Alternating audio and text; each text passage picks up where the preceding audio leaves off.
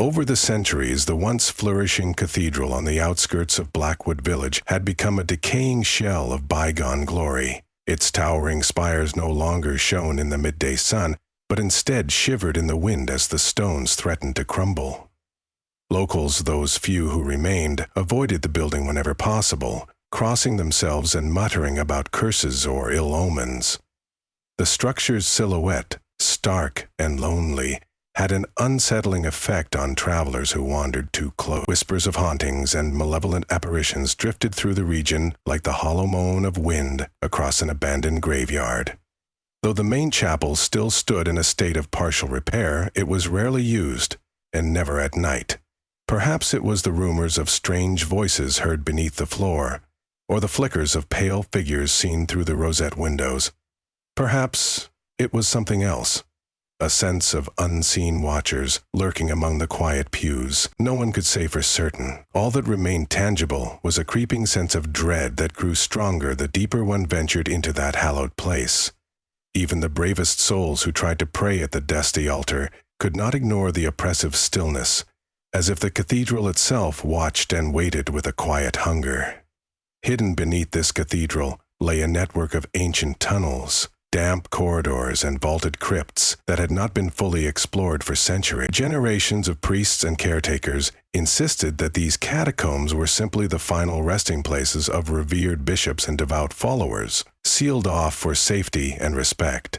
Yet rumors persisted of something else lurking in the subterranean darkness, ghostly songs echoing between chiseled tombs, or the faint rasp of cloaked figures chanting in an unknown language.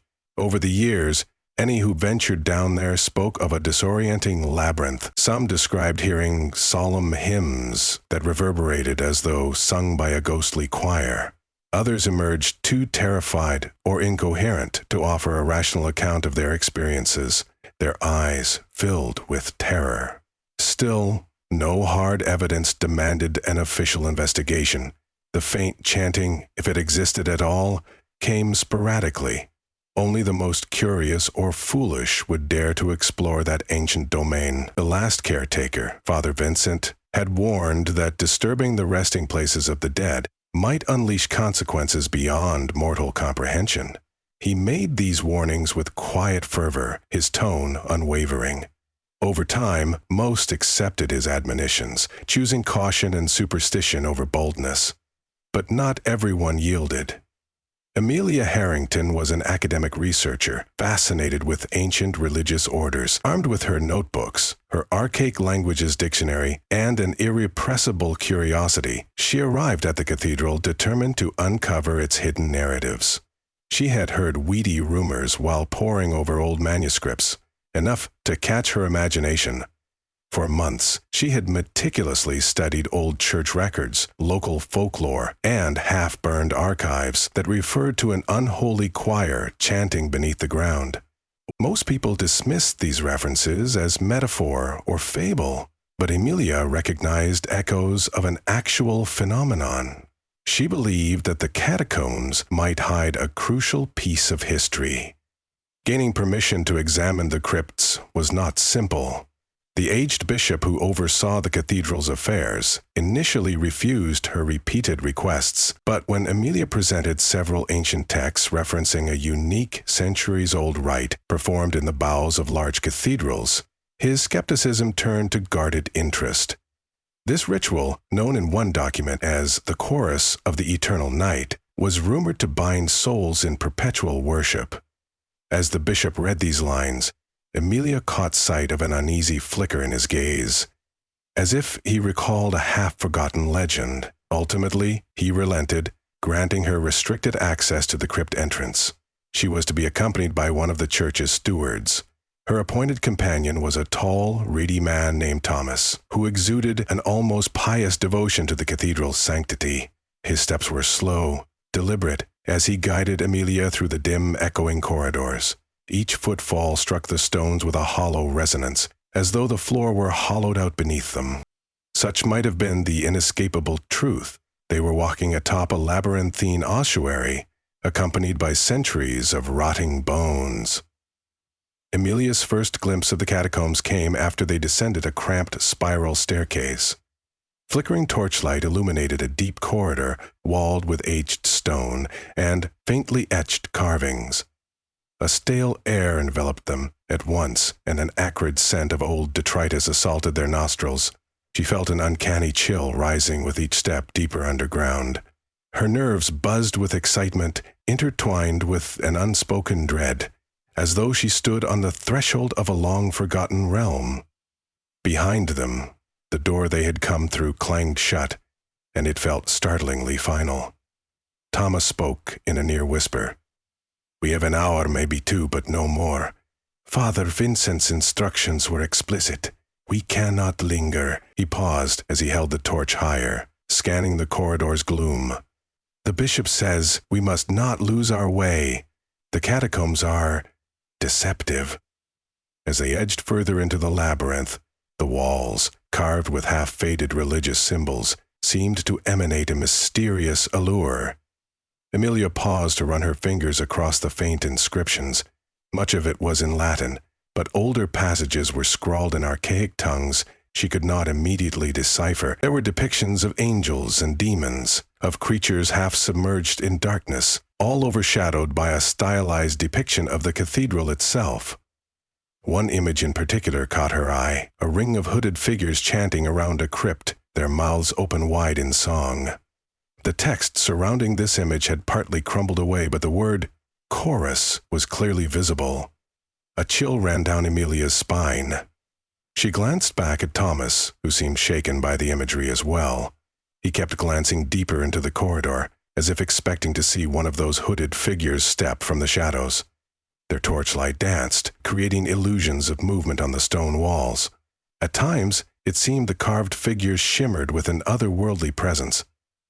They continued forward, occasionally passing small alcoves containing the remains of priests and saints. Others held relics in dusty glass boxes or sealed urns.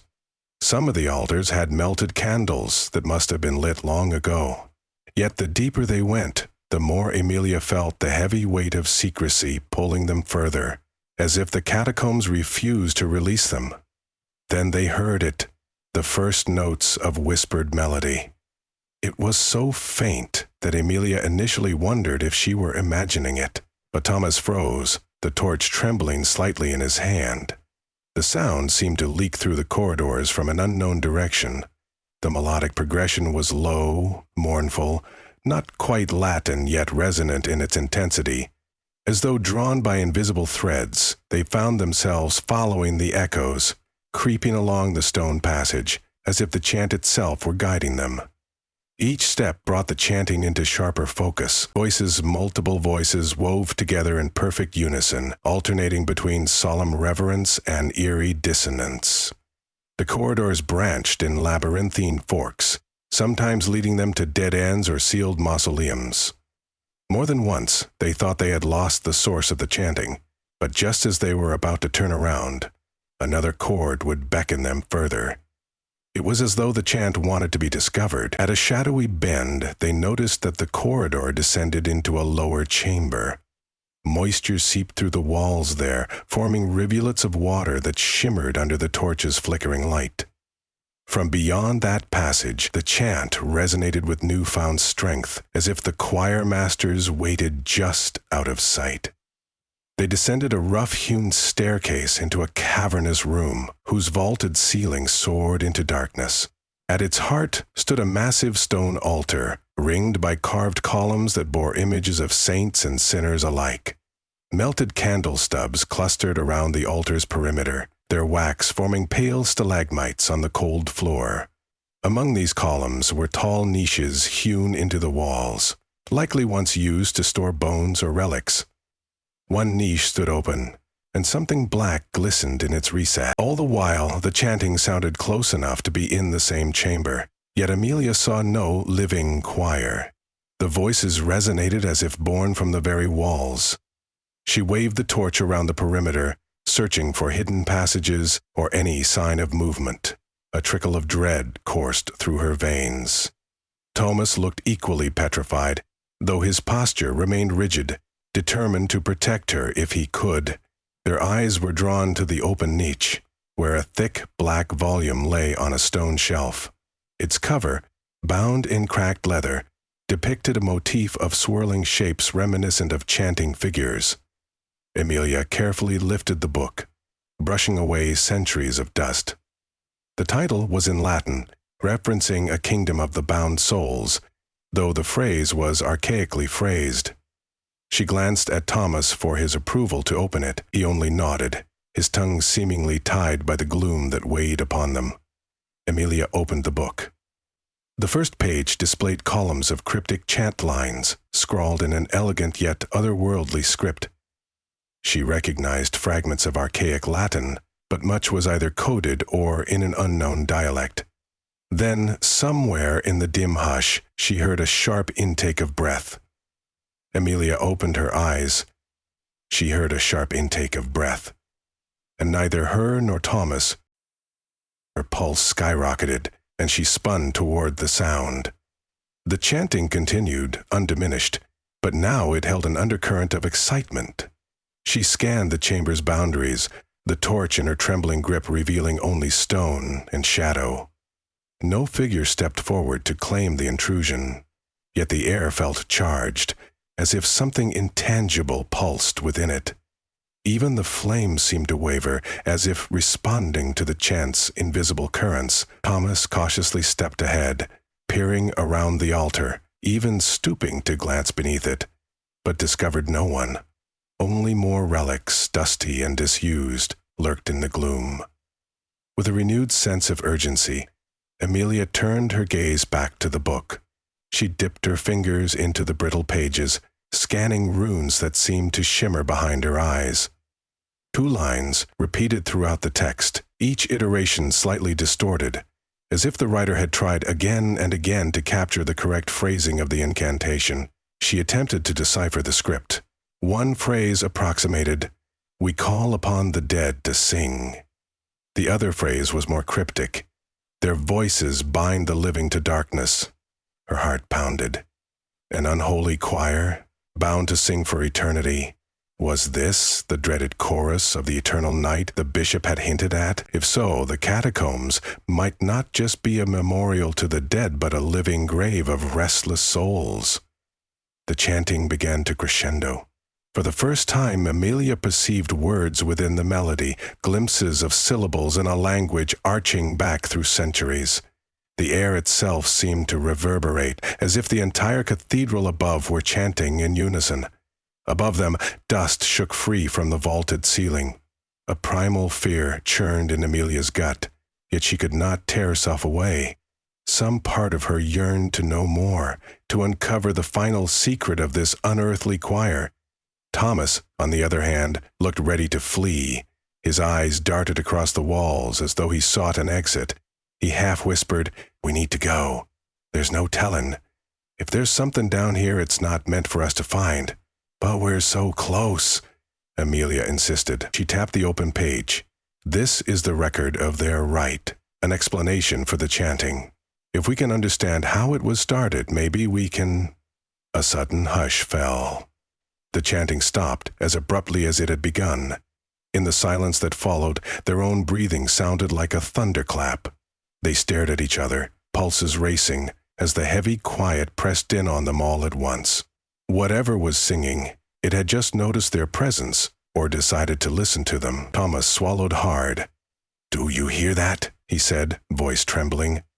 Emilia strained her ears, but no more chanting came. Then came a low scraping sound from somewhere behind them. She spun with the torch toward the noise's origin. A black archway, partially hidden behind a half-fallen column, stood at the rear of the chamber. Timidly, they approached it, discovering a narrow corridor leading further into the catacombs. A draft emanated from within, carrying the smell of damp stone and faint rot. Carefully, they proceeded into the passage. The walls here dripped with slimy moisture, making the footing precarious. The air grew cold enough that Emilia's breath appeared in small clouds. Each step echoed, amplified by the tight confines. The corridor snaked downward in a slow spiral, feeling like the intestinal tract of some slumbering beast. All sense of direction vanished, replaced by a primal sense of descent, and then, without warning, a single voice began singing directly behind them, close enough that they felt its breath on their necks. They whirled, torch raised, but the corridor was empty. Still, the voice rose in pitch, joined by others, until the chant reverberated inside their heads. It was a maddening assault of layered voices, each chanting slightly out of sync, weaving an otherworldly texture that made Amelia's hair stand on end. Thomas grabbed her arm, and they half ran, half stumbled deeper into the gloom, desperate to outrun the intangible choir. They burst into a small chamber lined with carved niches. Inside each niche lay curled corpses, their remains preserved in black vestments adorned with rotted beads. Some bodies appeared centuries old, mere skeletons. Others, though no one had been buried here for ages, still retained shriveled skin. Each wore a ceremonial hood, framing eyeless sockets or decaying features. Their jaws hung slack, and it took Amelia a terrible moment to realize these bodies were posed as if singing. Thomas uttered a choked cry, and to their mounting horror, the singing did not cease. Lifting the torch, Amelia saw the hollow eye sockets, almost focusing on them. A sense of malicious awareness weighed on her chest. It was as if every corpse in that chamber had turned its collective gaze upon the intruders. Amelia backed away, heart pounding. She nudged Thomas, who stood paralytic with terror. The chant crescendoed in her mind, although their lips did not move. The voices, dozens, maybe hundreds, grew so loud she wanted to cover her ears, but she refused to let go of the torch. She recognized lines from the archaic text. We call upon the dead to sing. The sheer force of that intangible chorus pinned them to the spot. It felt as though the swirling darkness had a will of its own, one that compelled them to join in. The chamber's atmosphere weighed on them like a living presence. Amelia's vision swam with flickers of half-formed apparitions, tinted in the same blackish hue as the chanting cloaks. The dead men in the niches seemed poised to rise.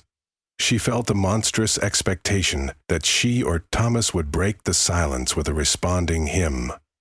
Her mind spun with dread and curiosity, dangerously close to succumbing to the enthralling song. Summoning her courage, Amelia locked eyes with Thomas. "We must leave." Her voice trembled, overshadowed by the spectral chorale. She gripped his wrist, pulling him away from the niches. In stumbling steps, they fled the chamber, the rotting watchers seemingly tracking them with hollow stares. Behind them, the chanting droned on, unstoppable, infinite. They retraced the corridor, frantic to find the upward spiral that led back to the main crypt. Their torches' glow flickered across water-slick walls, revealing the path they'd taken. At each corner, they anticipated an ambush of hooded figures, yet the labyrinth was empty, save for the echoing voices. "We can't keep going like this," Thomas said breathlessly. "We have no sense of direction." Panic tinged his words. They stumbled back into the grand altar room, disoriented but relieved to recognize the stone columns. The air felt marginally less oppressive here, though the chanting still reverberated in the background, more distant now. Amelia's mind whirled with questions. Why had that unholy choir endured for generations? Who had begun this endless rite, and for what purpose? Drawing on her academic resolve, she forced herself to open the leather-bound volume again. Her eyes scanned lines of text, searching for anything that might function as a reversal or a rite of cessation. The archaic scribbles teased cryptic warnings. He who breaks the circle must pay the price, and their moans shall persist until the final dawn. She struggled to piece together a coherent meaning from the disjointed fragments, and then, scrawled in the margins of a later page, she found an abrupt note in simpler Latin. No mortal can silence them, but a single voice might quell the rest. "That must be the key," she whispered, her voice trembling with the revelation. "We have to break the chant somehow, maybe with a counter melody, or a prayer, something strong enough to drown them out." notion felt absurd, but the catacombs had already gone beyond all reason. Thomas looked stricken. How could we possibly outsing the damned? We can't even see them. Amelia glanced at the altar, then at the battered relics strewn about. The text's cryptic margin note suggested a measure of spiritual authority or resolve that could shatter the chant. An image flickered in her mind, that of a solitary voice in a dark chapel, calling upon something higher. Even though she lacked the deep faith of a clergy person, perhaps her determined willpower and the centuries of sacred energy within the cathedral walls could act in synergy. She closed her eyes and steadied her breathing, letting the black book slip under her arm. She thought of every time she had stood in awe before ancient cathedrals, feeling the resonance of their centuries-old piety. Then, timidly, she began to sing. Her voice trembled at first, a simple medieval hymn she vaguely remembered from her studies. But as she repeated the phrases, summoning ancient words for protection and supplication, her voice grew stronger. At first, the effect was minimal. The unseen choir rolled on, echoing from deeper corridors. But soon, a slight shift in the air occurred. Her notes interlaced with the distant chant, creating dissonance. An odd tension pulsed through the chambers, as though the catacombs themselves paused to register this challenge. Thomas stared, wide-eyed, uncertain whether to join her. Then the chanting rose, furious now, as if offended by her intrusion. Dust fell from the walls, and a sudden wind hissed through the passages. Still, Amelia held her note, unwavering. She was losing her breath, the oppressive presence closing in. Her voice quaked under the assault. But just when she felt she could sing no longer, she sensed Thomas stepping forward. He placed a trembling hand on her shoulder and joined in his own low voice, following her melody. Together, they pressed on, their uncertain chorus rising against the catacombs' centuries-old chant. The effect was immediate. The spectral voices wavered, as though uncertain how to respond. The pitch rating of the hidden ghosts began to falter, turning atonal and discordant. A sense of friction built in the air, like two magnets repelling each other with increasing force. Amelia felt a sudden pressure in her ears, and she feared her eardrums might burst. Still she sang, forging the only shield she had against the intangible horror. Between verses, she heard a sharp cracking sound, like stone fracturing. One of the columns near the altar developed a thin fissure. The tension rose to a fever pitch, swirling in a vortex of unearthly sound. Amelia's heart pounded so violently that she feared she might pass out. And then, in one blinding instant, the chanting stopped. The catacombs fell silent, leaving their ragged voices echoing alone. For a long stretch of heartbeats they remained where they were, panting in the sudden stillness. Dust swirled around them in unsettled wisps. Neither dared to speak. Finally, Thomas lowered his voice, releasing a trembling sigh. Did we stop them? Amelia swallowed, still grappling with the book in her arms. An aching quiet hung in the crypt, so absolute that her ears rang.